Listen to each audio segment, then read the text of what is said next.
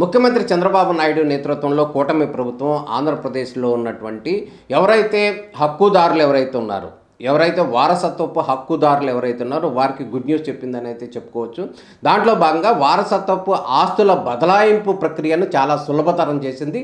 ఎక్కడైతే ఉన్నారో వారి ప్రాంతానికి సంబంధించినటువంటి వార్డు సచివాలయంలోనే ఈ ఆస్తుల బదలాయింపుకు రిజిస్ట్రేషన్ అనేది చేసుకోవచ్చు అనేటటువంటి ఒక గుడ్ న్యూస్ చెప్పింది.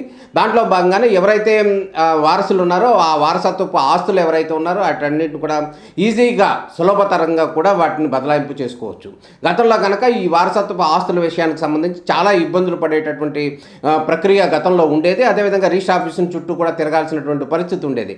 కానీ ప్రస్తుతం 10 లక్షల ఆస్తికి పైబడినటువంటి ఆస్తికి సంబంధించి మాత్రమే రిజిస్టర్ ఆఫీస్కి గడుపు తక్కాల్సినటువంటి అవసరం ఉంది. ఈ 10 లక్షల లోపు ఉన్నటువంటి ఆస్తులకు సంబంధించినటువంటి బదలాయింపు ప్రక్రియ ఏదైతే ఉందో అది కేవలం వార్డు సచివాలయ స్థాయిలోనే అయిపోయేటటువంటి ప్రక్రియ కనపడుతుంది. ఇది వారసులకు సంబంధించినటువంటి గుడ్ న్యూస్గా ఆంధ్రప్రదేశ్ ప్రభుత్వం చెప్పిందని అనుకోవచ్చు. గతంలో కనుక అనేక ఇబ్బందులు ఉన్నాయి. ఆ ఇబ్బందులన్నీ కూడా సులభతరం అయ్యాయని చెప్పుకోవచ్చు. వారందరూ కూడా చాలా హ్యాపీగా ఉన్న పరిస్థితి కనపడుతుంది.